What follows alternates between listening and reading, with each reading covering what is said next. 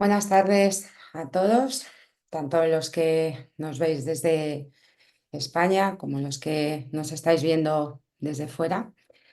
Es un placer y un honor. Gracias, Mariby, por tu presentación. Y bueno, como bien ha dicho ella, hoy vamos a centrar la sesión clínica que ha organizado ISEP en Internet y redes sociales como medios de violencia infantil.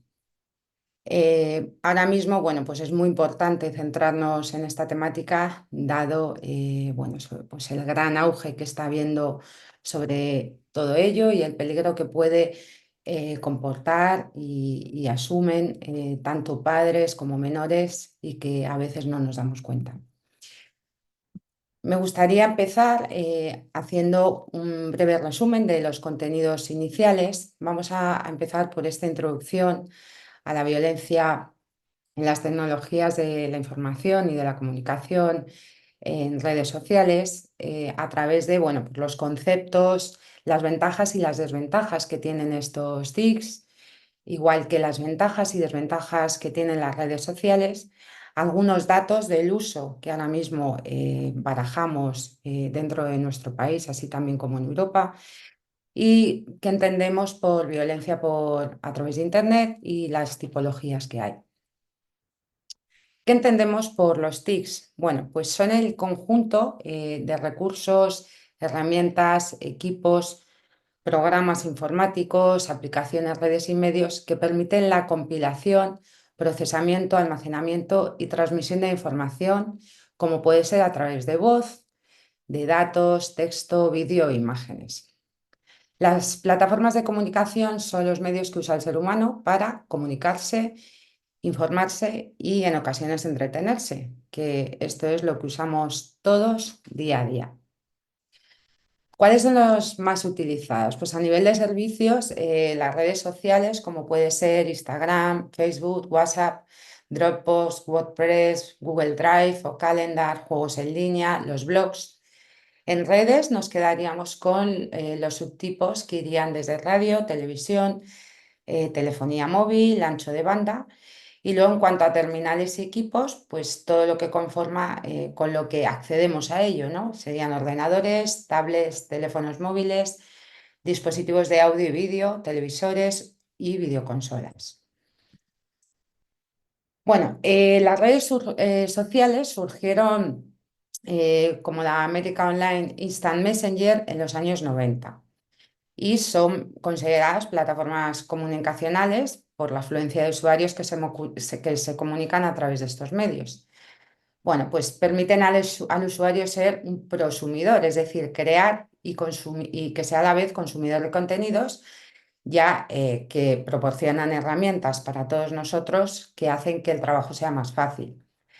Y también a su vez es un espacio creado virtualmente para facilitar la interacción entre las personas. ¿Qué tienen de aspectos particulares las redes sociales? Bueno, que en muchas ocasiones pueden proporcionar un anonimato total o parcial, si así lo desea el usuario, y una facilidad de contacto tanto sincrónico como anacrónico. Bueno, yo creo que nos suenan a todos estos iconos, algunos incluso ya han cambiado de meses atrás, pero bueno, desde Facebook, Instagram, Messenger, Twitter, Snapchat, bueno, Spotify, pues, a través de todos estos, bueno, pues podemos interactuar, estar en contacto con los demás y a la vez nos proporcionan información que en muchos casos es muy beneficiosa. Vamos a entrar ahora en lo que sería en los TICs que hemos hablado, que es la tecnología de la información y de las comunicaciones, en esas ventajas y desventajas. Yo creo que, bueno, que como todo en la vida, o casi todo tiene sus ventajas y desventajas. Pero adentrarnos en esto, bueno, pues va a hacer que podamos entender lo que posteriormente vamos a explicar un poquito más en profundidad y esos riesgos que puede tener. Los riesgos más importantes de las TIC son además, bueno, además de la adicción, el acceso a contenidos inapropiados, el acoso e incluso la pérdida de intimidad. Así en las redes se puede acceder a contenidos pornográficos o violentos o transmitir mensajes racistas proclives a la anorexia también, que inciten al suicidio o la comisión de delitos. Si vamos separando ventajas y desventajas, bueno, las ventajas, porque sí que las tienen y yo no quiero que acabemos esta sesión, ¿no? Viendo como todo lo negativo que tienen las redes sociales y los contenidos por Internet, porque no, tienen muchas ventajas también, como que los estilos para comunicarnos son más sencillos, permite acceder a información en tiempo real, que es muy beneficiosa, bueno, pues tanto para nuestro trabajo, para los alumnos acceder a información importante, para estar al día de la actualidad. Permiten al usuario pues también usar herramientas para publicar en distintas plataformas como blogs, páginas webs y facilitar la creación asimismo de estos. Si vamos viendo las desventajas, bueno, pues como decíamos antes, permite el acceso a contenido inapropiado, en especial para adolescentes. Por ejemplo, la pornografía, que la media de acceso actualmente de menores en las que empiezan a ver este tipo de contenidos actualmente se está situando en torno a 10 años. También la accesibilidad a juegos que afectan al desarrollo y al comportamiento, en especial de la población más vulnerable, que serían pues, jóvenes, adolescentes, preadolescentes, ¿no? Estamos hablando también de muchos tipos de videojuegos o incluso vídeos que pueden fomentar el que pueda haber alteraciones en la conducta, irritabilidad, y luego permite tener contacto con personas ajenas al entorno. Esto puede tener consecuencias graves, que veremos también posteriormente, y a su vez, bueno, pues estar en peligro en cuanto a robos, extorsiones e incluso secuestros. Continuando con las ventajas, para no quedarnos con todo lo que sería negativo, pues también ayudan a generar circuitos de comunicación entre las personas y hace que así mejoren las relaciones interpersonales. Son utilizados como medios de información, son la mejor opción para las personas que son más tímidas, que pueden crear lazos de amistad virtuales, acortan distancias y por supuesto ahorran tiempo y dinero y son un medio de publicidad instantánea. Yo creo que todas estas ventajas las hemos vivido a nivel mundial con la pandemia, ¿no? Nos facilitó mucho la comunicación con nuestros seres queridos, nos facilitó el poder acceder a recursos para llevar el día a día un poco mejor, incluso pues a través de plataformas que nos facilitaban hacer ejercicio, plataformas para juegos online que podían ser un modo de entretenimiento, eh, todo tipo de entretenimiento relacionado tanto con música, vídeo, plataformas de cine. Bueno, al final sí que ha habido muchas ventajas y yo creo que esto se ha consolidado mucho y nos hemos dado cuenta en la pandemia.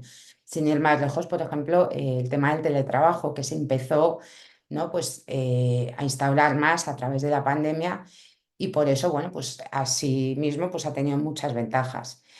Si seguimos con las desventajas, estamos viendo que este uso abusivo de las redes, de Internet, de todo tipo de aplicaciones, bueno, pues está deteriorando en alguna medida las relaciones familiares, en concreto en casa, disminución de las relaciones persona a persona, con lo cual se pierde ahí mucha calidad en la relación, el tú a tú, el contacto físico, el conocer a la persona más en su hábitat natural, ¿no? Sin una pantalla de por medio que muchas veces tiende a protegernos. Afecta al comportamiento comunicacional, ¿no? Debido al uso excesivo de Internet y las redes sociales. También a la sobreexposición, ¿no? Que podemos generar a través de diferentes plataformas, pues al tener las cuentas personales públicas y sobre todo con un riesgo mayor en los menores. El riesgo también, una gran desventaja, es la suplantación de identidades que puede dar lugar pues, al ciberacoso y el ciberbullying, que posteriormente pues, les explicaré. Como conceptos importantes tenemos que hablar de los nativos digitales. Los nativos digitales fue acuñado este término por el autor estadounidense Mark Prensky en 2011 en un ensayo titulado La muerte del mando y del control. Y son aquellas personas que han crecido con la red y el progreso tecnológico.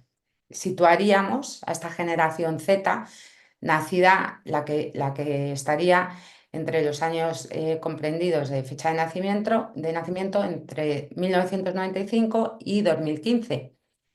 Ellos frente a los que muchos, como los de mi generación, incluso más jóvenes que yo, seríamos los inmigrantes digitales, ¿no? Pues esta generación Z están familiarizados 100% con la era analógica. Si nos damos cuenta y nos vamos a esa franja de edad, vemos que muchos niños, adolescentes, han nacido con el móvil casi al lado del biberón.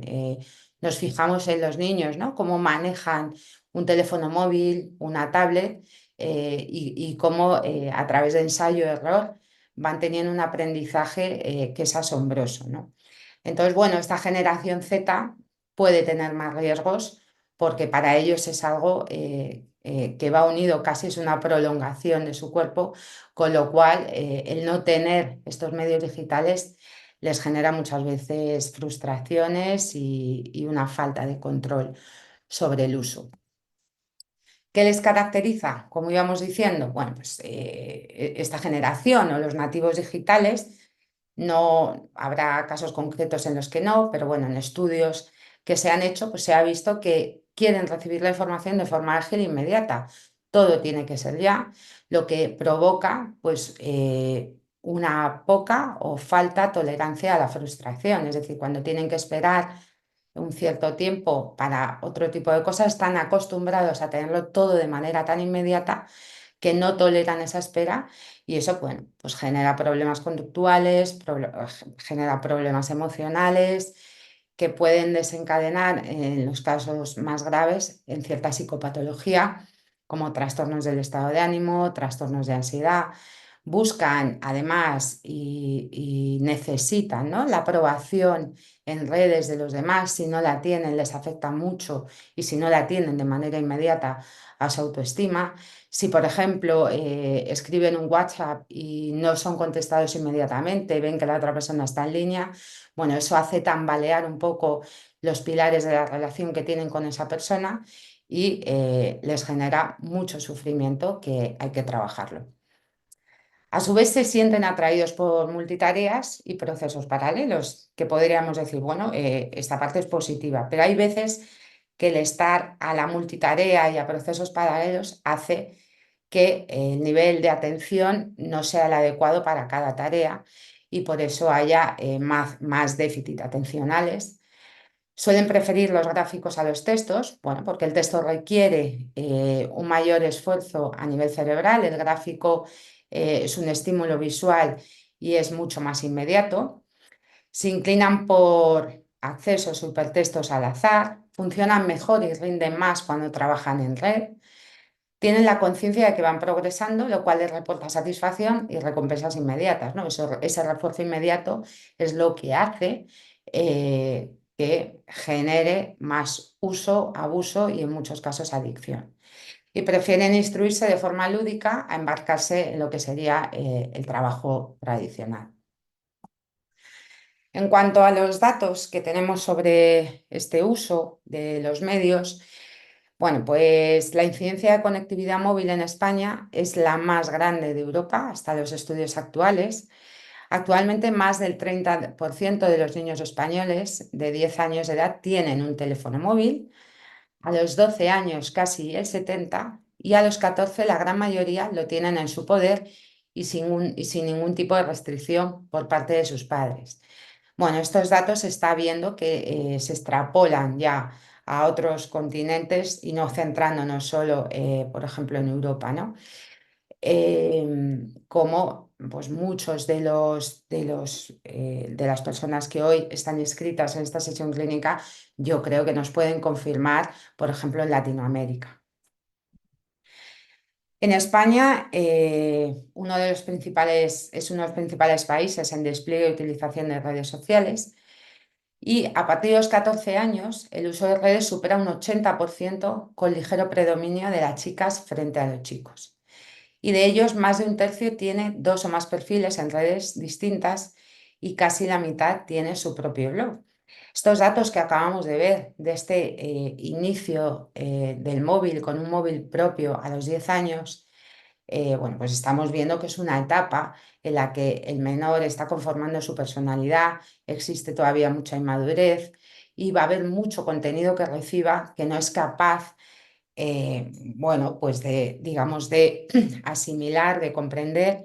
Y entonces, bueno, pues esto puede incurrir en un gran peligro para los menores y para las familias. Importante este dato, en España 1 de cada 3 menores miente sobre su edad a la hora de usar redes sociales, ¿no? Y se ha visto que es el mayor porcentaje dentro de Europa. Entonces se produce un salto cualitativo que está entre los 11 y 12 años porque en España la edad legal permitida para configurarse una red social es de 10 años. Y si estábamos hablando que a partir de los 10 años ya empiezan a tener el dispositivo propio, bueno, pues para entrar en esa red social lo que hacen es mentir sobre su edad, poner una edad que no es, y como a partir de los 14 sí que sería lícito. Bueno, actualmente se está intentando regularizar esto y poner controles más exhaustivos, no simplemente cambiar la fecha de nacimiento, porque así es súper sencillo que puedan acceder menores que no tienen todavía capacidad para poder controlar este tipo de contenidos y lo que hacen, bueno, pues poniendo esa edad de 14 años, ¿no? Que tengan esa supuesta legalidad. La generación actual de niños y niñas es menos consciente del riesgo de abuso en las redes sociales. La mitad de los chicos y la cuarta parte de las chicas de entre 6 y 18 años no percibe como muy o bastante peligroso quedar con alguien que ha conocido por internet. Este dato realmente es asombroso. O sea, estamos hablando que un importante porcentaje no ve riesgo en esto. Incluso, bueno, pues se ha visto que aproximadamente entre un 20,5 en las niñas y 25,5 en los niños lo han hecho alguna vez. Para el 28% aproximadamente de los adolescentes no hay riesgo de responder a un mensaje que pueda ser insultante. Para la cuarta parte de las chicas y un tercio de los chicos no hay mucho ni bastante peligro en contestar a un desconocido que ofrece cosas. Veremos que este dato nos va a llevar luego, bueno, pues a tipos de violencia por Internet que está en auge en la actualidad. Aproximadamente el 5% de las niñas y el 16% de los niños tampoco ve riesgo en publicar una foto de carácter sexual suya o incluso de su pareja. Y sexual o no, el 24,5 de las chicas y casi un 30 de los chicos han colgado fotos de sus padres que no han sido autorizadas. La mayoría de los escolares entre 6 y 14 años afirma que sus padres no les imponen normas a la hora de acceder a Internet en su casa. Y este dato, que estaría sacado, ¿no?, de la población española, sería frente al 25% de media del conjunto europeo. Es paradójico, y siempre me gusta explicar esto, que los padres tenemos como un alto nivel de supervisión en todo lo que se refiere al tiempo libre que dedican nuestros hijos, a los estudios, pero muy escaso control del uso que hacen de Internet, así como apenas se dan consejos sobre su uso cuando se les regala o se les da un dispositivo. Yo siempre digo, ¿no? Parece que como están en casa, están metidos en su habitación y aunque tengan en su habitación una tablet, un teléfono, un ordenador, bueno, pues parece que están protegidos o que les tenemos controlados, que no tienen ningún peligro porque están dentro de casa. Pero no es así. El estar metido en un espacio cerrado con este acceso a este mundo que tiene, bueno, pues muchas cosas que pueden servir de aprendizaje, pero muchos peligros, no es estar protegiéndoles, ¿no? Siempre digo, a un niño de 7 años no le dejarías salir a la calle de noche, ¿no? Tiene que ir acompañado de un adulto. Bueno, pues vamos a plantearnos por qué a lo mejor a un niño de 10 años sí que le dejamos navegar por Internet, que utilice ese tiempo suyo, que así, bueno, pues también para los adultos es un tiempo que les tenemos entretenidos sin ninguna supervisión, ¿no? Aquí corremos un gran peligro. Y luego, pues existe falta de comunicación. Poco más del 10% de los adolescentes acudiría a sus padres si les envía una foto comprometida o se les pide su envío, ¿no? Con lo cual, la falta de comunicación, como en todas las temáticas relacionadas con algún tipo de maltrato, de abusos sexuales, de acoso, es fundamental que exista comunicación entre padres e hijos, ¿no? Que no haya esos secretismos, porque así va a ser muy difícil trabajar la prevención o actuar en el caso de que ya hubiese ocurrido algo. Las Naciones Unidas definen la violencia contra las niñas, niños y adolescentes como toda forma de perjuicio o abuso físico, mental, descuido o trato negligente, malos tratos o explotación, incluido el abuso sexual. Y la violencia online o violencia viral es el tipo de violencia que se produce a través del uso cotidiano de las tecnologías, de la información y la comunicación. Con lo cual enmarcamos que al final estamos hablando de un gran problema porque esta violencia online lleva luego implícitamente esta definición que hace Naciones Unidas de muchas situaciones y muchas tipologías de maltrato hacia menores. ¿Qué factores de violencia se han visto en la red? En el último estudio de Save the Children de 2019, pues los factores de violencia más comunes que se están observando y se están detectando en la red es la producción, distribución y uso de materiales que muestran abuso sexual de menores, la incitación o preparación en línea, es decir, ganarse la confianza del niño o de la niña para poder llevarlo a una situación en la que pueda resultar dañado. Y exposición a materiales dañinos, ilegales e inadecuados para la edad del niño. Y finalmente el acoso y la intimidación. En esta tabla les quiero mostrar, pues un poco en modo general, los tipos de ciberacoso que se dan, los participantes que están en este tipo de ciberacoso y la definición, ¿no? Tenemos el ciberacoso sexual, los que participan ahí los adultos, que es un acoso entre adultos con una finalidad sexual, el ciberacoso orientado a menores, que serían los participantes, que es un acoso psicológico en la red entre menores, el ciberstaking o ciberacecho, que es indistinto, seguimiento de los pasos en línea de la víctima, el grooming, que posteriormente lo detallaremos más, que los participantes es un adulto y un menor, seducen a menores por seducción al menor por parte de pedófilos o pederastas en línea y consiste en ganárselos. El grooming, que iría dentro también de este adulto menor, que bueno, pues es simulando empatía y cariño, pues consiguen ganarse la confianza del menor. El luring o cebo, que se da entre adulto y niño, que son artimañas que utilizan los pedófilos en línea para atraer a niños y tener encuentros fuera de la red. El baiting ciberbullying o web apaleador, que es un grupo de menores contra otro menor, ¿no? Pues en una web pública creada para hacer ciberacoso sobre algún menor, ridiculizándolo, a menudo con la participación de otros internautas dentro de ese abuso. Flame, que es indistinto, que es la provocación mediante un mensaje incendiario enviado a un foro o lista de correo cuyo objetivo es provocar reacciones airadas de los participantes. Suele contener insultos u ofensas y puede estar dirigido a todos en general, a un grupo de usuarios o a alguien en particular. En concreto, este tipo de ciberacoso se encuentra mucho, o me lo he encontrado mucho últimamente a lo largo de este curso en consulta, ¿no? Como a través de grupos de WhatsApp se han empezado a lanzar mensajes sobre alguno de los compañeros provocando, bueno, pues todo lo que acabamos de explicar. Esto, bueno, pues ha acarreado bastante sintomatología del menor y requerir un tratamiento. Y luego no olvidemos, ese niño vuelve a clase y ese aislamiento pues provoca al final que se desencadenen trastornos de la conducta alimentaria, depresión, ansiedad, ideación suicida.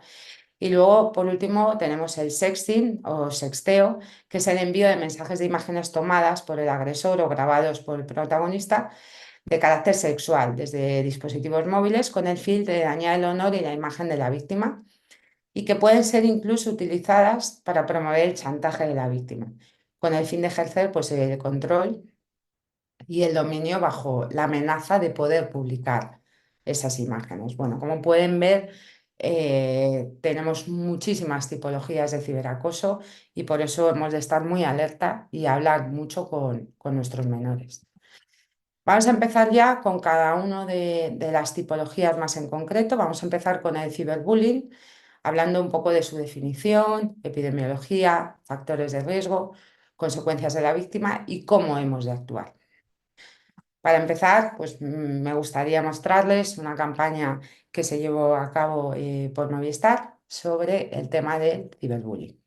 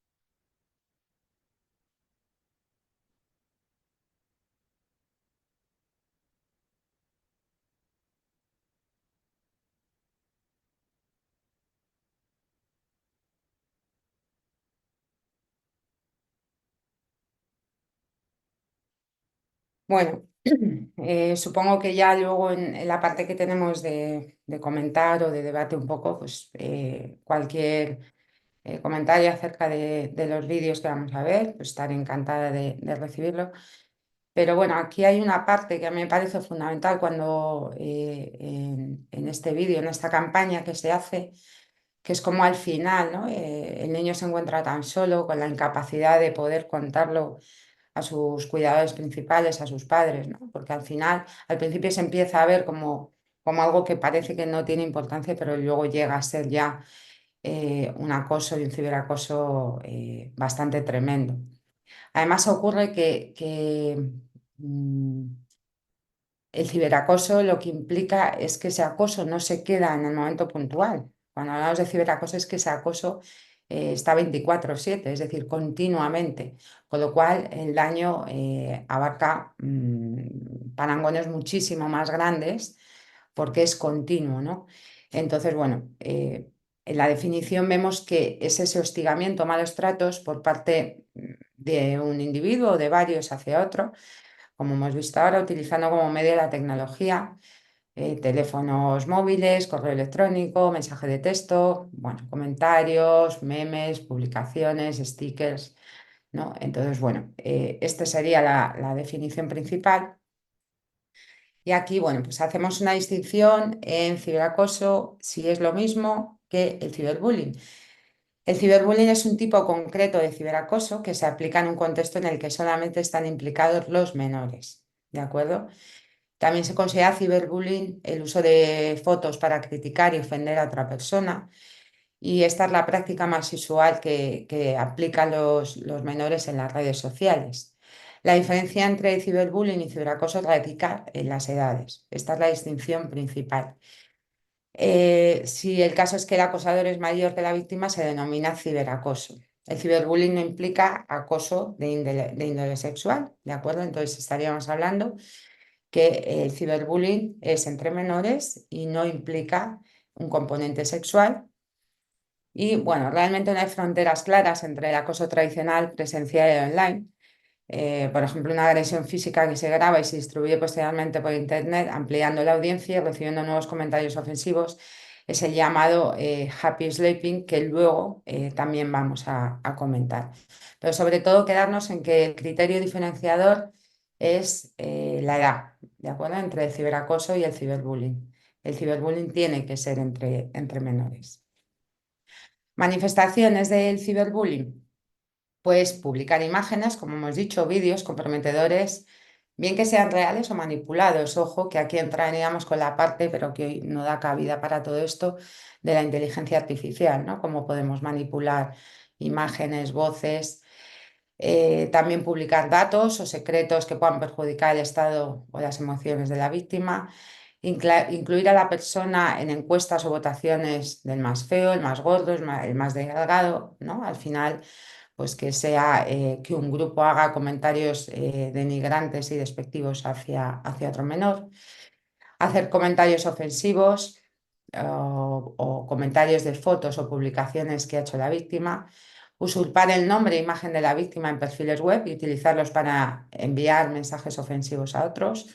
Esto también yo lo estoy percibiendo bastante en consulta y se ha dado, ¿no? Como captan la identidad de otro, acceden a, bueno, pues a lo mejor en un momento que han sido amigos, sí que han podido compartir el que tengan acceso al perfil de uno u otro, compartir contraseñas y en un momento crítico pues se ha utilizado eso para suplantar su identidad y mandar mensajes a otros que le inculpen a la víctima como si hubiese sido él. Hackear las cuentas de la víctima y cambiarles las claves para que no puedan acceder a ellas. Y una vez hackeada la cuenta de la víctima, hacer publicaciones pues ofendiendo a otros, ¿no? En cuanto a epidemiología, volvemos a ver datos también alarmantes en cuanto al ciberbullying, porque aproximadamente entre un 40 y 55% de los escolares están implicados en algún modo en ello, ¿no? Tanto si siendo víctimas, agresores, observadores, ¿no? Que hablaríamos de esos agresores pasivos. Entre un 20 y un 50 informan de experiencias de victimización que lo han sufrido en algún momento, aunque únicamente, y ahí queda pues un dato que puede ser menos alarmante, pero bueno, estamos hablando que entre un 2 y un 7% han sido víctimas de forma severa. El que sean víctimas de forma severa, que posteriormente pues, igual, ¿no? Hablaremos de esas manifestaciones a nivel sintomático que pueden tener los menores, pues implica que puedan desarrollar psicopatología grave, ideación suicida o incluso conductas suicidas. Utilizan con más frecuencia mensajes de texto insultantes y amenazadores y la difusión de imágenes. Aparece con mayor frecuencia en segundo de la ESO que más que en otros niveles educativos y más en centros urbanos que en los rurales, ¿no? Todo este estudio está extraído de Landazábal de 2011 y las chicas muestran una mayor predisposición a participar como víctimas y los chicos como agresores, aunque aquí los datos son bastante inconsistentes y de hecho nos estamos encontrando en muchos casos se está tornando, ¿no? Este dato y hay bastantes chicas que están empezando a adoptar ese rol de agresoras. Factores de riesgo. Cuando hablamos de factores de riesgo, a mí siempre me gusta decir, igual que cuando hablamos de factores de vulnerabilidad, que esto no significa que el tener alguno de estos factores ¿no? o dato en concreto en tu vida haga que vayas a sufrir algún tipo de ciberbullying, pero sí que tenemos que estar un poquito más alerta, ¿no? El que haya una alta disponibilidad, es decir, que el acceso sea en cualquier lugar y en cualquier momento, que su cuarto sea un espacio de socialización, ¿vale? Pues que sea ahí donde se refugie para socializar, si lo que decíamos antes, que un menor tenga en su habitación todos los dispositivos, que sea su manera de socializarse, hace que pueda haber más riesgo de todo ello, ¿no? La cómoda y fácil distribución y reproducción de contenidos audiovisuales, pues esto se ve mucho entre menores, ¿no? Cómo se pasan fotos, cómo se pasan memes. Bueno, y al final, esta distribución tan fácil de contenido visual, bueno, pues puede generar que en un momento dado sea utilizado como modo de hacer un ciberbullying entre los menores. Adopción de roles y actitudes aceptadas. A esto hacemos referencia a que muchas veces, bueno, pues esos roles, ¿no? Del el menor puede ser más pasivo dentro del aula o del grupo de iguales, que adopta un rol más de sumisión frente a un rol del que es más líder, del que maneja al grupo. Bueno, pues hay una aceptación bastante grande entre el grupo de preadolescentes y adolescentes de llevar a cabo estos roles y mantenerlos así. Por eso es muy importante trabajar desde pequeños con los niños y niñas la capacidad de ser asertivos y dotarles de habilidades sociales. La sensación que tienen de impunidad, no ven que esto sea tan grave, no les va a pasar nada, ¿no? Y menor percepción, a su vez, que va muy unidas a esa sensación de impunidad de que puedan causar un daño grave con esto. Consecuencias, como decíamos, en las víctimas, ¿no? Miedo, rechazo al colegio, falta de relaciones de amistad con su grupo de iguales, problemas emocionales desde tristeza, ansiedad, cambios de humor bruscos, ideación suicida, autolesiones. Problemas físicos tienden a somatizar mucho, desde dolores de cabeza, insomnio, dolores de estómago, evidencias físicas de maltrato, pues moretones, pérdida de objetos personales, roturas en la ropa. No querer usar un determinado dispositivo en el que, pues, al que antes accedían con absoluta normalidad, de pronto hay como un rechazo al uso de ese dispositivo y sentimientos de culpa, ¿no? Que esto es un punto clave para trabajar con ellos en la prevención y luego si se detecta, ¿no? Porque eso hace que no informen a sus familias o a profesores, ¿no? A esos adultos que les pueden ayudar y que lo sufran en soledad.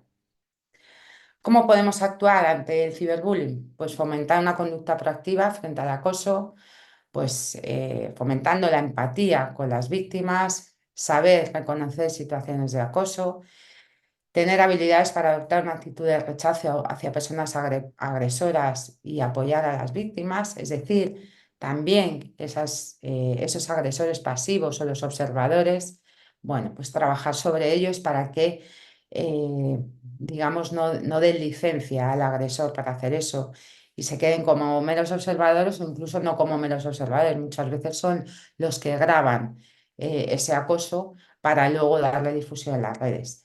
Que haya grupos de apoyo es muy importante, ¿no? Es una forma de intervención con las víctimas y se ha considerado como una herramienta muy útil para trabajar con colectivos que pueden padecer un mismo problema. ¿Por qué? Porque ellos se ven muy raros, ven que igual les ha pasado a ellos solos esto, sienten más vergüenza y cuando se trabaja a nivel grupal, bueno, pues el ver que no estás solo en esto, que hay más menores que han sufrido lo mismo que tú, te quita esa sensación de raro, de vergüenza, de culpa y suelen ser muy efectivos y generar un ambiente de confianza y de supervisión. Tienen que velar los padres y tanto el personal docente, ¿no? Por el bienestar de nuestros más jóvenes, procurar que el tiempo que dedique el menor a Internet sea el menor posible y centre su atención también en otras actividades gratificantes. Hay que acotar esos tiempos de uso de dispositivos, ¿no? Porque al final, bueno, pues no generan ningún beneficio y hacen que se pierdan muchas actividades que pueden ser gratificantes y de socialización que hacen que la persona pueda crecer más sana. Y que, bueno, pues nuestros adolescentes, niños se sientan libres de expresar lo que sucede en su entorno.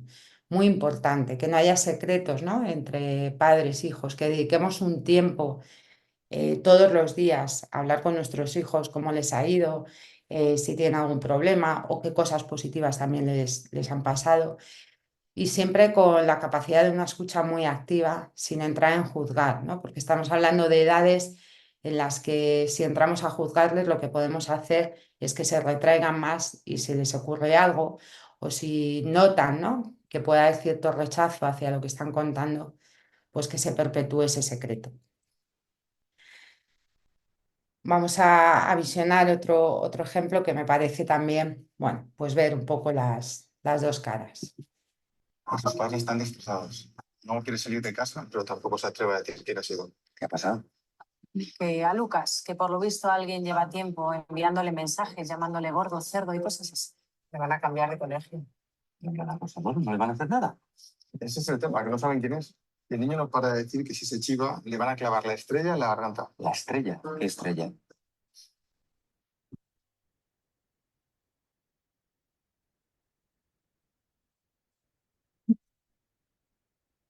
Si alguna vez alguien te hace algo mal, prométeme que me lo vas a contar. Claro, papá. Sea lo que sea, aunque te amenacen. Ya lo sé, pero no hace falta que me protejas. ¿No ves que yo soy el sheriff?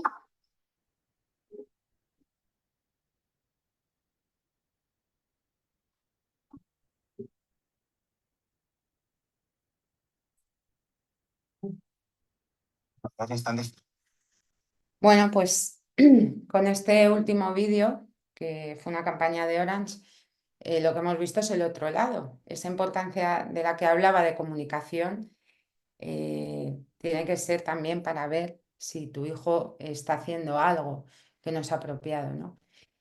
Parece que siempre estamos libres de eso y bueno, pues tu hijo puede ser la víctima o puede ser el acosador, ¿no? Por eso hay que estar alerta, hay que hablar mucho con nuestros hijos y que vean ese modelo también en casa. Pasamos al sexting y vamos a ver dentro del sexting a qué nos estamos refiriendo, a los datos epidemiológicos, cuáles son los factores de riesgo, las consecuencias que tienen las víctimas y cómo actuar. Para ello igual, empezamos mostrando este vídeo que me parece muy gráfico.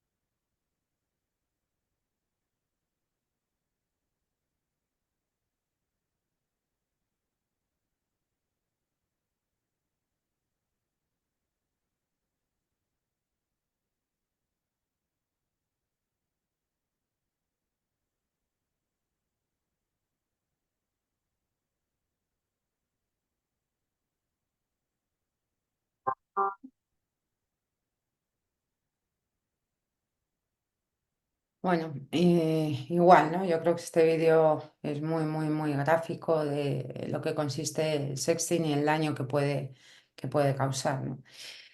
Y aquí, bueno, pues estamos hablando que es compartir contenido íntimo de tipo sexual, bien fotos, vídeos, bueno, pues por medio de algún dispositivo. Suele ser muy común entre las parejas y el peligro de esta actividad radica en el después, ya que pueden surgir amenazas de publicar estas fotos o vídeos y esto violenta la integridad de la persona totalmente, como hemos visto, ¿no? Y cómo se viraliza, la rapidez es brutal y el daño que causa. ¿Cuáles son las características?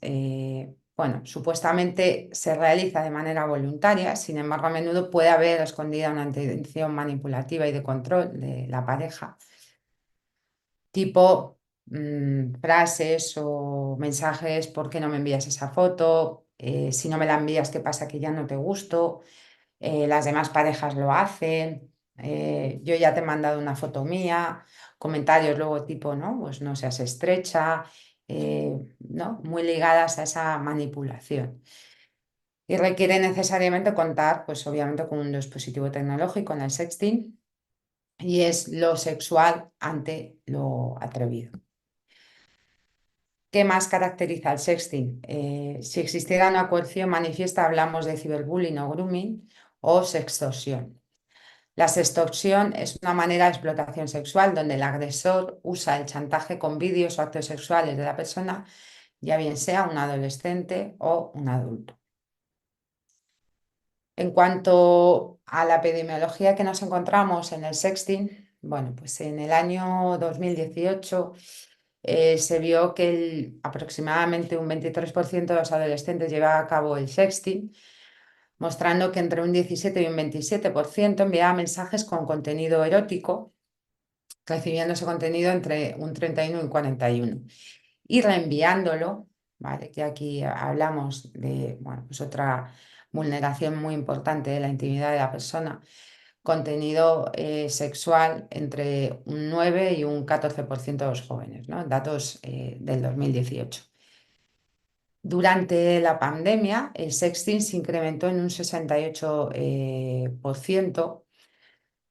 Bueno, pues las parejas no se podían ver, entonces, bueno, se ha visto, ¿no? Sobre todo que la interacción sexual era muchas veces a través de imágenes o vídeos, y entonces, bueno, pues esto favoreció este incremento tan grande.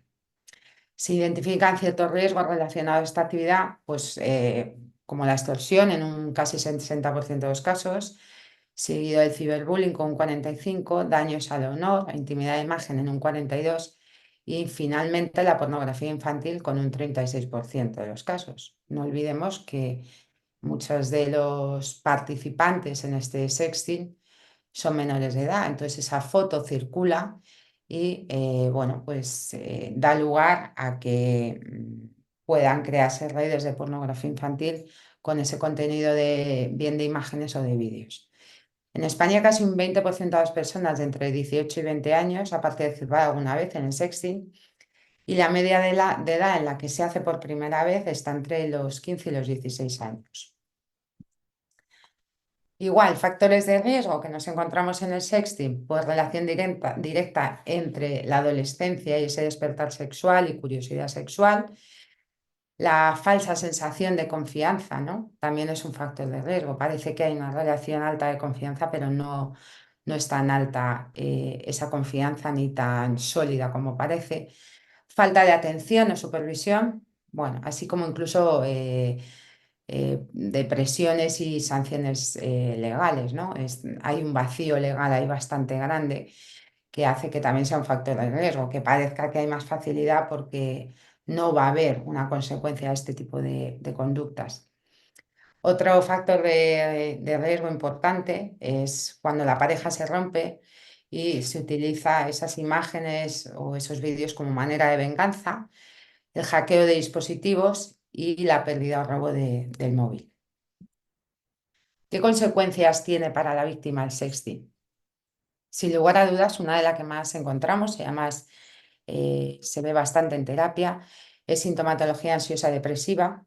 A mayor edad, además, los niveles de afectación se incrementan, ¿no? Por ese pudor, esa vergüenza y esa culpa de la que toma más conciencia.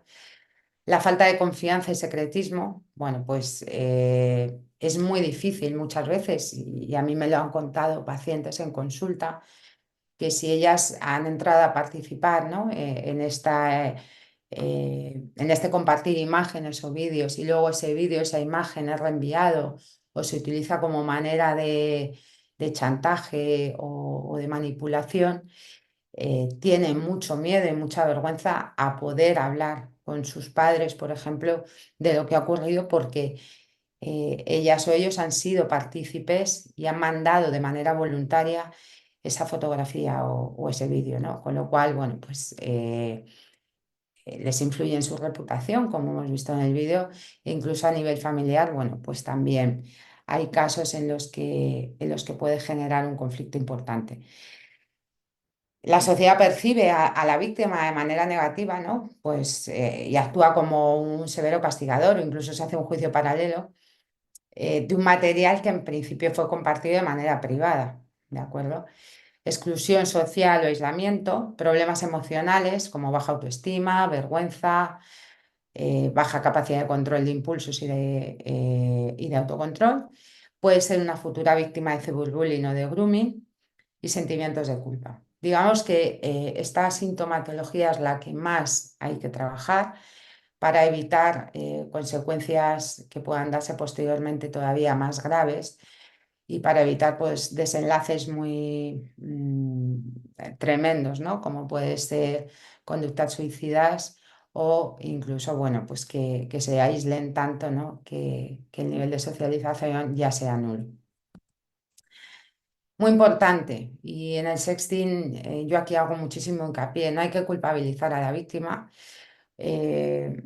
Bueno, si, porque ellos oyen, ¿no? O ellas mensajes de si no hubieses mandado esa foto no te hubiese pasado esto, tú te lo has buscado, ¿no? Bueno, pues yo creo que hay que hablar antes con los jóvenes, con los adolescentes, de la importancia de que su cuerpo es suyo, de esa importancia, ¿no? De que realmente el compartir esa intimidad tiene que ser de tú a tú con alguien que percibes de absoluta confianza, en el que hay emociones de amor, de compromiso con esa persona y de tú a tú, ¿no? El que circule este tipo de imágenes pues les puede hacer mucho daño, pero de manera preventiva, de manera en la que el mensaje sea te tienes que cuidar tú, ¿vale? Y tú eres lo más importante y tu cuerpo es tuyo. A posteriori hacer este tipo de comentarios bueno, pues se hacen como muy fácilmente, no poniéndose en el lugar de la víctima y genera mucha culpa. Existe un sesgo de género, ¿no? El doble rasero que provoca que los chicos sean admirados y valorados por recibir estos contenidos, mientras que las mismas chicas que son animadas y en ocasiones presionadas para hacer los envíos, luego son tildadas de estúpidas o con otro tipo de calificativos, ¿no? Machistas hacia ellas. Prevenir el conflicto, bueno, pues ayuda a los menores a desarrollar un óptimo nivel de inteligencia emocional, como decíamos, ¿no? Que tengan el autocontrol sobre ellos mismos, manejo de emociones y ese autocuidado y proteger su autoconcepto, que es fundamental. Pasamos al grooming o engatusamiento y aquí, bueno, pues igual, ¿no? Vamos a hablar de esa definición, datos, factores de riesgo, consecuencias en la víctima y cómo actuar. Y empezamos pues con otro de los vídeos para verlo de manera más gráfica. A ver, a ver si me deja y lo vemos desde aquí. Pues no me deja. Vamos a ver si puedo perdonar. Bueno, si luego podemos recuperarlo, pues lo haríamos. A ver si me deja volver a la reunión. Uy, a ver, aquí ha habido, perdonar, ¿eh? A ver si puedo volver a la reunión. No sé por qué no se ve este vídeo.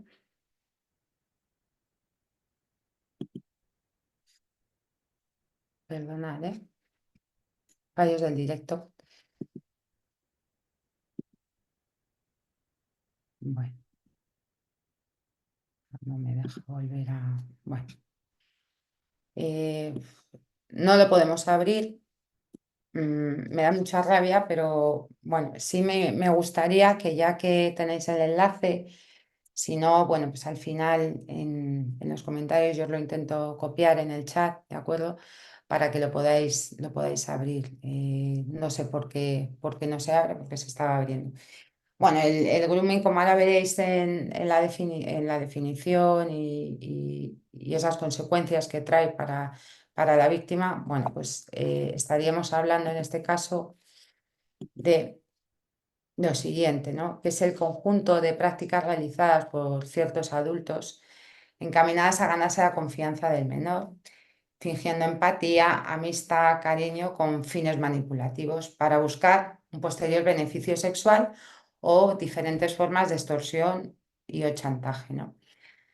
De aquí se desencadena usualmente la práctica de fotografías íntimas de menores, terminando en pornografía infantil. ¿De acuerdo? El grooming tiene unas fases, ¿no? Son las fases del engatusamiento. Pues como este adulto, ¿no? Va poquito a poco trabajándose la confianza del menor para llegar a su último objetivo. Esta primera fase es la fase de establecimiento, perdón, de la amistad. Entonces, aquí, ¿qué hace el agresor? Bueno, pues hace una toma de contacto para el menor para crear una relación de confianza. Bueno, se generan una identidad falsa, ¿vale? Haciéndose pasar por otro menor. Y bueno, pues en esta relación de confianza, pues lo que hacen también es aprovechar para recopilar información personal, como sus datos, de, pues, por ejemplo, a qué colegio va, dónde vive, cuáles son sus gustos. Muchas veces se ha visto que estos adultos que se hacen pasar por menores han entrado en perfiles de la víctima y perfiles públicos. Entonces, bueno, pues a través de diferentes publicaciones que han hecho, van recopilando información pues de sitios por donde suelen salir, colegio al que van, cuáles son sus amistades. Entonces, a través de eso, pues a lo mejor pueden decir, pues tú vas al colegio X, ¿no? Pues es que yo voy a un colegio que está muy cerca que se llama no sé qué, te gusta salir por tal sitio, a mí también, ¿no? Y a través de eso, bueno, pues van estableciendo cierta amistad con la víctima. Y como os decía, crea ese perfil falso, bueno, pues teniendo en cuenta toda esa información. La segunda de las fases del engatusamiento es la fase de conformación de la relación. El acosador ya ha establecido contacto con el menor, creando un vínculo de amistad entre ambos y eso hace que se fortalezca la confianza, ¿vale? Aquí ya se va generando un tipo de relación. Empiezan, ¿no?, a contarse temas más personales, más íntimos, pues por ejemplo, si ha tenido relaciones, si no, cómo está en casa con sus padres, problemas que puede tener a nivel académico, ¿vale? Entonces ya empieza a haber un mayor nivel de confianza.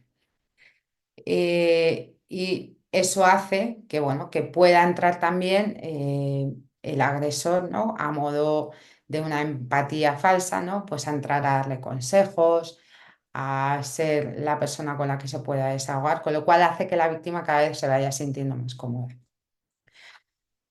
La siguiente fase es la fase de valoración de riesgo.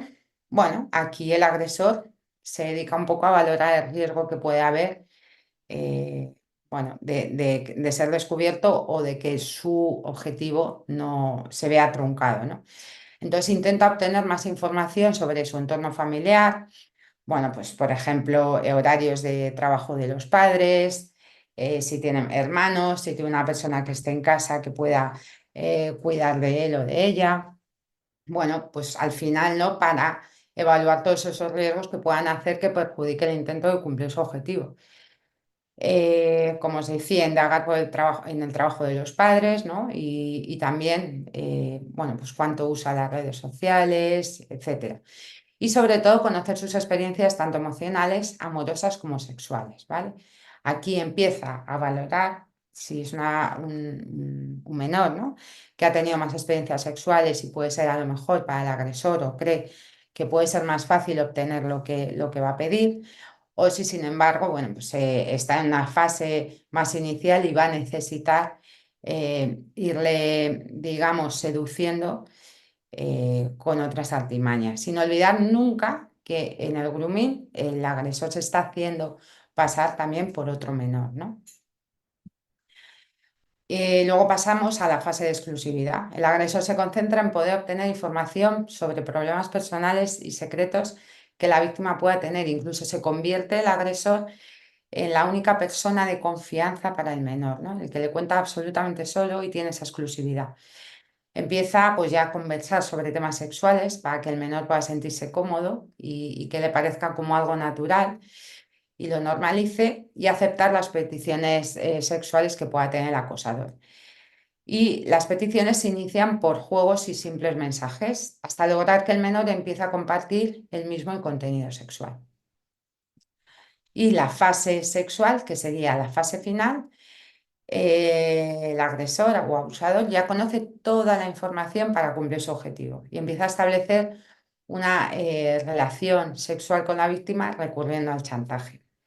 Con frecuencia incluye la descripción de términos específicamente sexuales, la petición a los menores de su participación en actos de naturaleza sexual, grabación de imágenes o toma de fotografías. Y toda esta información la utiliza para obligar a la víctima a cualquier tipo de deseo sexual donde el menor tendrá que aceptar tajantemente, ¿no? Llegando incluso a encontrarse con el agresor. Fijaros, ¿no? El daño que esto puede causar, pero vamos a adentrarnos en la epidemiología, en los datos que hay, ¿no? Hasta el momento. Estos datos están sacados del ABC, de un artículo de la sección de familia de 2019, y se hablaba que en 2017 de las 772 detecciones, investigaciones por delitos sexuales a través de las TIC, 75 fueron a menores de edad. Garmendia en 2012 habla de que se establece que el 9% de los menores entre 11 y 16 años ha recibido mensajes sexuales frente al 15% de la media europea. Y según la Fundación ANAR, las cifras sobre casos de acoso sexual en menores, conocido como grooming, han incrementado un 410% en los últimos años. ¿De acuerdo? Es brutal este dato porque volvemos a lo mismo, ese refugio en el que están muchos menores, menores que pueden sentirse con mayor soledad, que gusten menos, de repente contactan con una persona que se hace pasar por una persona más o menos de su edad, que le ofrece amistad y que de ahí se va estableciendo algún tipo de relación, pues hacen que les enganchen y estamos hablando de un incremento que nos tiene que hacer pensar mucho, mucho de lo que están haciendo nuestros menores a través de las redes y a los riesgos que están expuestos. En estos factores de riesgo, bueno, pues hablamos que la victimización infantil sexual online pues se puede dar a través de la explotación sexual, que sería con fines comerciales, de ahí a la prostitución infantil, tráfico de menores con fines sexuales, pornografía infantil y turismo sexual infantil. En la solicitud sexual, bueno, pues puede haber un ciberacoso sexual y la Internet es la herramienta de captación y de difusión, y si no hay agresividad es ciberabuso sexual. La exposición a contenido sexual pues, puede ser involuntaria a través de pornografía y exhibicionismo o voluntaria por pornografía o sexting que hemos visto antes. Y hablaríamos de que puede haber agresión, abuso sexual offline, ¿vale? Ya dando un paso más y quedando con el agresor después de esa captación.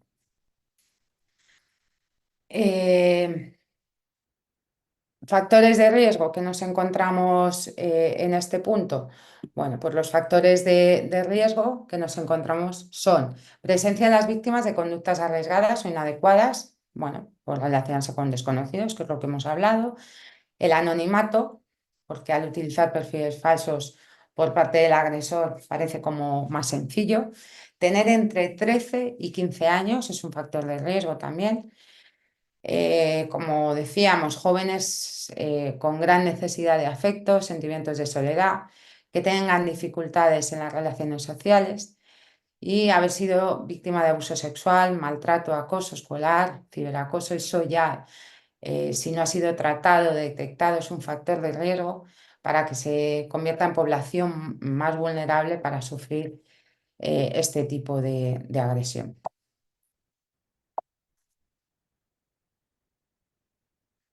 Consecuencias en las víctimas, desajustes en el desarrollo, ¿vale? Pues se dan a nivel físico y a nivel emocional.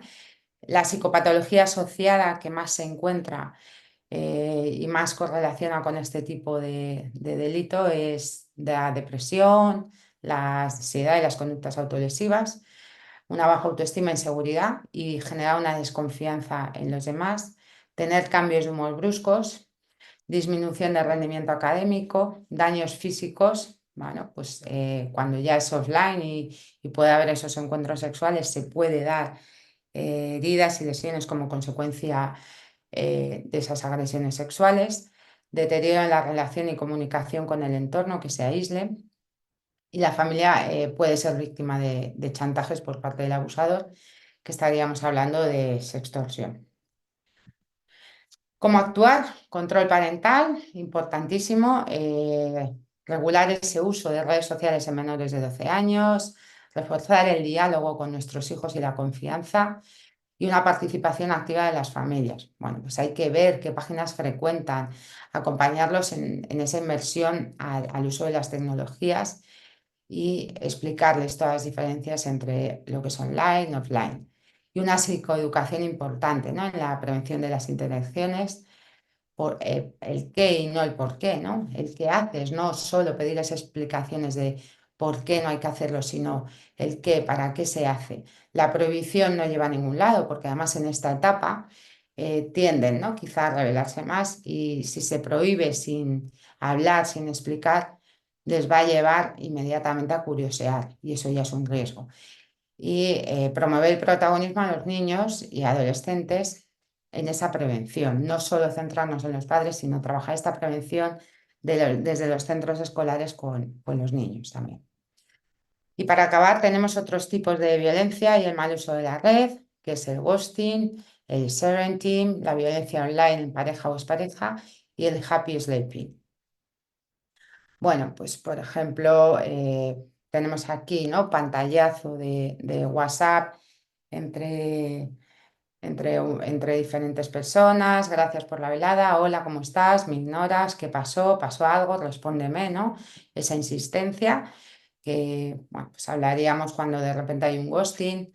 Hola, te extraño, ¿cómo estás? Buenos días, ¿cómo estás? Bien, ¿y tú? Hola, he pensado en ti todo el día. Bueno, y al final, ayer le pusiste me gusta a todas mis fotos, no quieres explicármelo, me estás ignorando, ¿no? Es lo que hablaríamos de este ghosting, que es, bueno, pues derivado del ghost, del inglés fantasma, consiste en terminar una relación afectiva cortando todo contacto con la persona en cuestión y sin darle ninguna explicación. Se ha determinado en estudios con población adulta con una muestra amplia de 1.000 personas que hasta un 13% de los participantes que utilizaban estas aplicaciones notificaron ghosting y el 11% vieron este efecto fantasma en algún compañero. ¿Vale? Esto se da también mucho entre adultos, ¿no? Al querer acabar una relación. Bueno, pues tenemos el mini ghosting, que en este caso las conversaciones sí continúan, pero los mensajes, bueno, pues ya se van contestando, demorando mucho esa contestación. El pasivo, que bajo este tipo no desaparece inmediatamente sin dejar rastros, sino que se comienza a cancelar con anticipación cada intento de quedar, ¿no? Además, la comunicación se mantiene a través de likes, pero no existe una conversación ya. Y el ghosting intermitente se da cuando la persona que está infringiendo ghosting aparece de forma intermitente en la vida de la persona que ha sido abandonada. Y entonces se dan estas señales de manera esporádica a través de redes sociales o likes, pero en ningún caso implica una relación más profunda. Razones que tiene el emisor: insuficiente de intereses físicos, emocionales o intelectuales hacia otra persona, parece otra persona con quien crea un vínculo amoroso, presenta problemas en su vida personal que desvía la atención del receptor, escapa ante las exigencias del receptor y la falta de experiencia, miedo al compromiso, de madurez, que no permite asumir una relación seria. El sharing, el término proviene de la palabra en inglés share, que es compartir, y parenting, crianza, ¿no? Es la práctica más habitual de padres y madres en las que exponen públicas constantemente la vida de sus hijos en la red, ¿no? En 2013, de 2013 a 2017, padres y madres de varios países, en 81% las madres encuestadas admitían subir fotos a internet de sus bebés. Incluso la mayoría antes de cumplir un año de edad el hijo, y un 80% publica el material sobre todo para amistades y familiares, y el 20% lo hacía simplemente para presumir de su hijo o hija. La huella digital, ¿no? En el parenting, pues hasta qué punto padres y madres pueden prestar consentimiento por sus hijas o hijos a este respecto, y qué pensarán los niños o niñas cuando tomen conciencia de la existencia de su vida digital, ¿no? Y qué implicaciones puede tener. Yo creo que es algo que nos debemos plantear, y además, bueno, con toda la inteligencia artificial, ¿no? Que está entrando en nuestra vida así, bueno, pues quizá tenemos que tener todavía más cautela y tener, bueno, pues la consideración o preguntar a nuestros hijos en muchos casos si quieren compartir momentos de su vida. Y la violencia online en la pareja o expareja, pues es el conjunto de comportamientos repetidos que pretenden controlar, menoscabar o causar daño a la pareja o expareja. En un texto extraído de Save the Children en 2019, pues Ana y Javier, de 16 años, han salido durante 6 meses. Recientemente, Ana ha decidido romper la relación. Javier quiere que Ana vuelva con él de inmediato y amenaza con suicidarse. Le envía mensajes a través del móvil diciéndole que como ella le ha hecho daño, él le va a hacer el mismo daño. Además, ha empezado a usar las contraseñas que Ana le dio cuando salían para espiar sus conversaciones privadas a través de las redes sociales y está todo el día insultándola o en un chat telefónico. Bueno, pues este extracto, ¿no?, hace que veamos de manera un poco gráfica a qué nos estamos refiriendo. Y la violencia de género en Internet, pues control de redes sociales o web de la víctima, apropiación de contraseñas, difusión de secretos o información comprometida de la persona, amenazas e insultos. Se confunde una expresión de amor, afecto con posibles celos y control de su ubicación, conversaciones, comentarios online. Bueno, pues al final incluso llegando a comentarios humillantes. El happy sleeping consiste en la grabación de una agresión física, verbal o sexual hacia una persona que se difunde posteriormente mediante las tecnologías. Aina es una chica de 15 años que no ha hecho muchas amistades en su colegio. Hay una chica de su clase, Paula, que siempre la insulta y se mete con ella. Un día, cuando Aina se enfrenta a ella, Paula le empieza a dar patadas hasta que Aina cae al suelo. En ese momento, otra compañera se suma a la agresión y se forma un círculo a su alrededor. Una de las personas que están viendo lo que sucede graba la agresión y la cuelga en una red social muy popular. A los 2 días, el vídeo ha alcanzado las 2000 visitas. A esto nos referimos. Y a nivel ya de conclusiones, para terminar, bueno, pues muy importante que nos quedemos con el análisis de esta violencia contra la infancia y adolescencia en el entorno digital, los factores de riesgo como edad, que estamos entre los 10 y 17, el género. Las niñas y adolescentes tienen más riesgo de sufrir delitos cibernéticos, rasgos psicológicos, soledad, que hayan sufrido episodios traumáticos previos y luego pues que haya una baja autoestima. Comportamientos de riesgo, tener un dispositivo propio o acceso a Internet, pasar mucho tiempo en línea, chatear con personas desconocidas, usar Internet en el dormitorio sin supervisión, sentimientos de importancia o popularidad al tener muchos contactos, subir información personal a redes o páginas web, enviar mensajes despectivos en las redes y visitar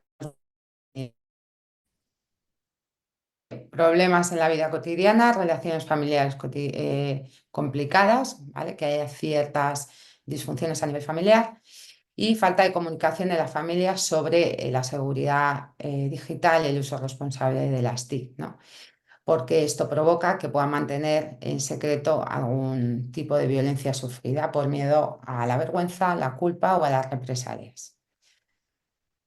Pantallas amigas, bueno, pues aquí os dejo un poco, ¿no?, recursos que podemos tener.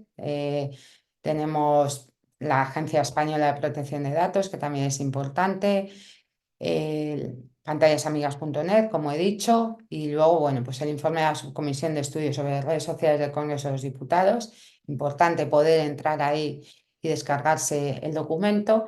Y el INJUVE, que está escrito al Ministerio de Sanidad y Consumo y Bienestar Social, bueno, pues para la sensibilización y formación de jóvenes con el uso de las redes y difusión de material. Os muestro la bibliografía con la que he elaborado esta sesión clínica, por si es de vuestro interés. Y finalmente, quería simplemente mostraros una noticia publicada, hace nada, el 24 de junio, del Confidencial, que nos habla que 3 de cada 4 menores sufren violencia sexual digital, pero pocos lo ven como algo grave, ¿no? Entonces, bueno, os pongo el enlace abajo de la noticia completa, pero para que veáis y nos concienciemos ahora mismo de la incidencia que hay. Así que nada, gracias por su atención y quedo a vuestra disposición. Gracias, muchas gracias. Bueno, he ido un poquito rápido, soy consciente, porque bueno, era mucha información y al final pues quería poderos contar todo, ¿no?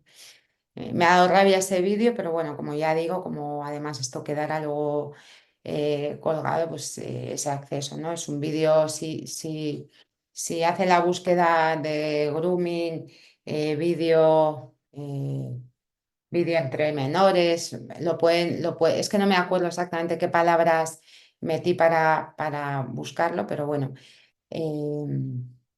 es sencillo, metiendo grooming, viendo esa imagen del parque, como que se van a juntar los niños, es el que aparece. Eh, vale, la parte de la organización del certificado, eso lo dejo para Mariví. Ya sé que ha sido rápido, lo siento de verdad. Más cosas. Una joven de 15 años que no se le da supervisión desde que se le dio el móvil. ¿Cómo se puede empezar a generar esa confianza y cuidado si no se realizó desde más pequeño? Bueno, buenísima pregunta, Tatiana. Es un poco tarde, es verdad, para empezar a supervisar, pero bueno, yo siempre digo que hay que hablar desde que los padres estamos ahí para cuidar, para proteger y también para irles dando independencia, ¿no? Entonces yo creo una manera, pues esta sesión online que hemos visto, yo creo que va enfocada a profesionales, a padres, a madres, pues a lo mejor a hablarles de estos riesgos que hay, de estas tipologías de violencia, ¿no? Que hay a través de las redes y de Internet.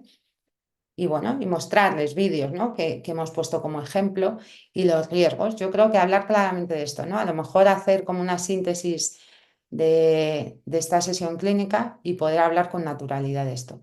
Para esto tiene que existir una base, ¿no? de comunicación importante de padres a hijos y dedicar tiempo a ellos. Es cierto bueno, cuando van cumpliendo años, ¿no?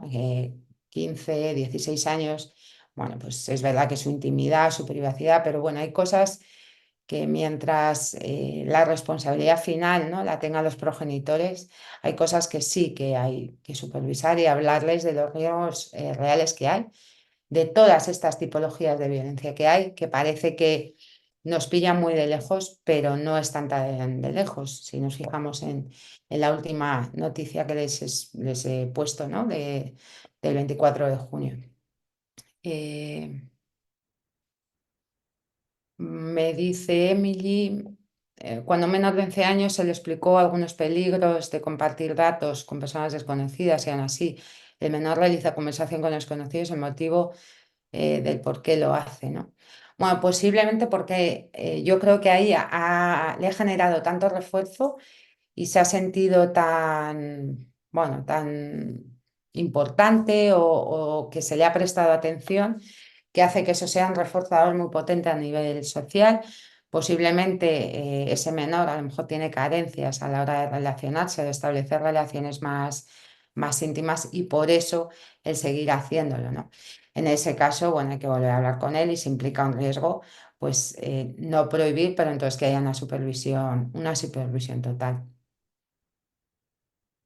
Mm, Bueno, en cuanto a mis datos, mi correo está puesto al final de la presentación, no sé si se ha llegado a ver, es nataliaortega@activapsicología.com.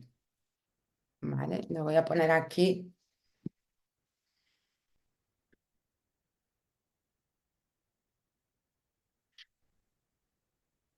Natalia Ortega.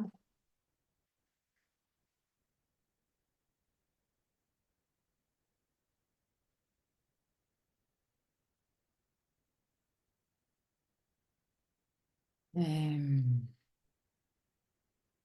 Nada, de nada, Emily. Pueden compartir la presentación. Yo creo, bueno, eso con la organización se habla. Yo sé que estas presentaciones, según me explicó, las sesiones clínicas luego se quedan colgadas en YouTube, creo, ¿eh?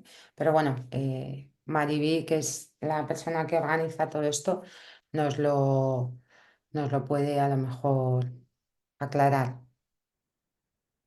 Que no se ve el correo. Sí, creo que queda grabado. Vale. Gracias a todos los que han participado.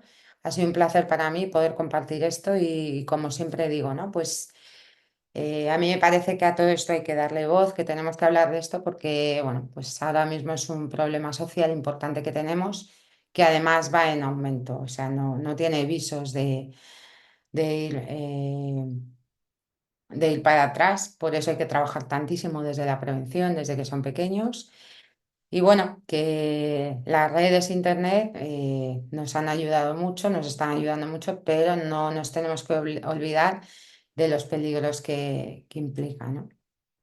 Y todo esto hay que compartirlo con nuestros hijos, con nuestros alumnos, con nuestros pacientes, con nuestros familiares, en definitiva, ¿no?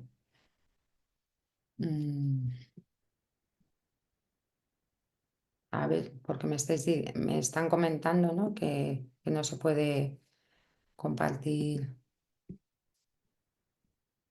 Un abrazo, nada, muchas gracias. Lo he puesto en el chat, pero no sé por qué no sale. Al final de la presentación aparece mi correo, pero lo digo, bueno, lo he puesto en el chat, es nataliaortega@activapsicología.com, ¿vale? Así que bueno, ahí aparece, muchas gracias para compartir. No sé si hasta qué edad se puede dejar de supervisar los dispositivos de los menores. Puf, qué pregunta tan complicada.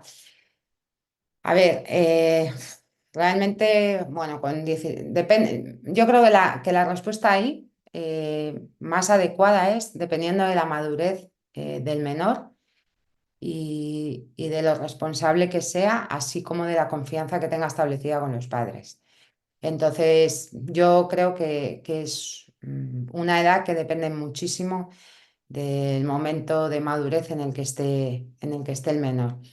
Hombre, es cierto que, bueno, a partir de los 16 hay que ir generándoles además cada vez más confianza, ¿no? No restringir tanto, pero bueno, que esa confianza sea de ida y vuelta. Confiamos en ellos, pero ellos también tienen que confiar en nosotros. Al final, la base de todo y con cualquier tipología de maltrato, de agresión sexual, es que, me reitero mucho en esto, pero creo que es importantísimo, es la comunicación con los menores, ¿no? Bien a través de, sobre todo los padres, y si eso es más difícil, a través de familiares o docentes, ¿no? Que a veces entablan muy buena comunicación y confianza con ellos. La base de la prevención es la comunicación y la autoprotección, ¿no? La autoprotección y el cuidarse a uno mismo, porque eso va a hacer que pueda tener relaciones sanas y establecer relaciones desde la madurez y no desde la necesidad. ¿Cómo se puede limitar el uso de pantallas a un niño que generó dependencia al uso de dispositivos? Bueno, en este caso, cuando ya estamos hablando de una dependencia, hay programas de tratamiento para la dependencia de las TIC, ¿no? De las tecnologías y medios de comunicación. Si ya estamos hablando de un problema de adicción, hay que tratarlo como un problema adictivo y entonces, bueno, con programas específicos. Y si es una dependencia que puede ser más liviana o que no genere mucha disfunción en el menor, bueno, pues progresivamente darle alternativas a los dispositivos, acotar los tiempos, no restringir de golpe, ¿vale? Pero bueno, ir acotando tiempos y darle alternativas de actividades que les resulten muy gratificantes. Em, en un entorno en el que todos tienen un dispositivo o acceso a más de un dispositivo, es tema de acoso cuando los padres de algún adolescente deciden que su hijo no tenga un teléfono móvil y no le proporciona en casa una consola de videojuegos y demás. Los padres con intención de protegerle, pero sus iguales lo agreden, le dicen frases como eres un pobre, por eso no lo tienes, etcétera. Ahí ha dado Marta en un punto clave, ¿no? Que es que eh, los iguales, ¿no? El no quedarse atrás, el mantener, bueno, pues al final el contacto con los iguales. Muchos padres me dicen, es que cómo no le voy a dar el móvil, porque es que al final se queda aislado, ya tienen un grupo, quedan a través de él.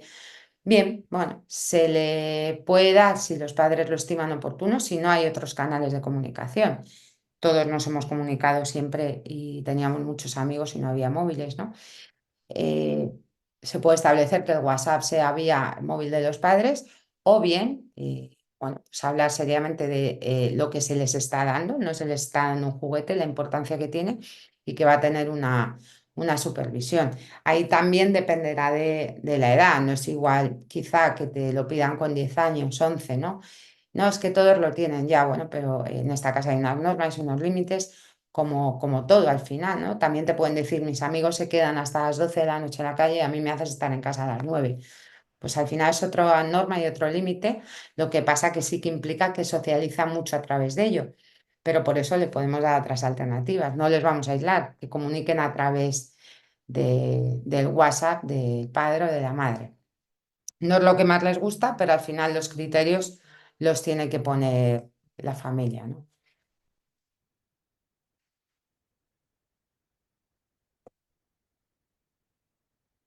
Y no sé si... Gracias a vosotros, de verdad, otra vez. No sé si hay alguna pregunta más.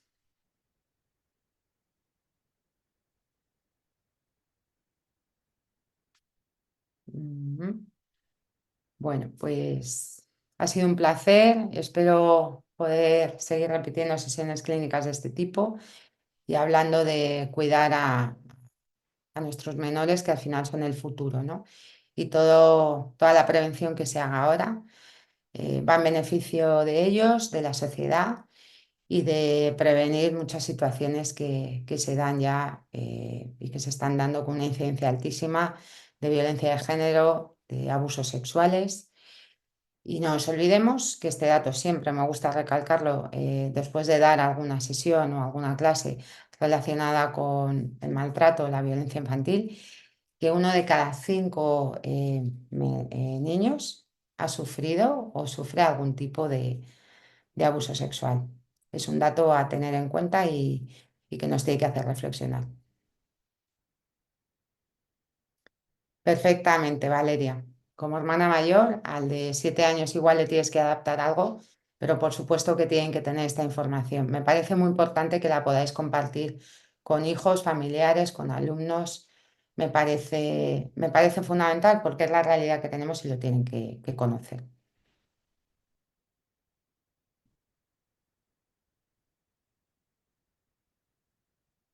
No sé si queda alguna más